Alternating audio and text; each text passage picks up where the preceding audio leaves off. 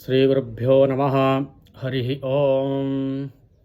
अग्नेस्तानूरासिह्वाचोऽभिसर्जानन्देवावीताये त्वा गृह्णामि बृहद्ग्रावा सिह्वानस्पत्याः स इदं देवेभ्यो हविः शामिख्वा सुशामिशामिख्वा हविः क्रेदेहि हविः क्रेदेहि कुक्कुटोऽसि मधुजिह्वा इखामूर्च्छामावदुतवायावायक् सङ्घातञ्जेक्मव्वारेखावृद्धामासि प्रातुतवाव्वारेखावृद्धं वेत्तु परापूतक् रक्षाः परापूता अरातयोपहतक् रक्षवायुर्वविनक्तु देवो वाह सविता हिरण्यपाणिः प्रतिगृह्णात् तच्छिद्रे न पाणिना।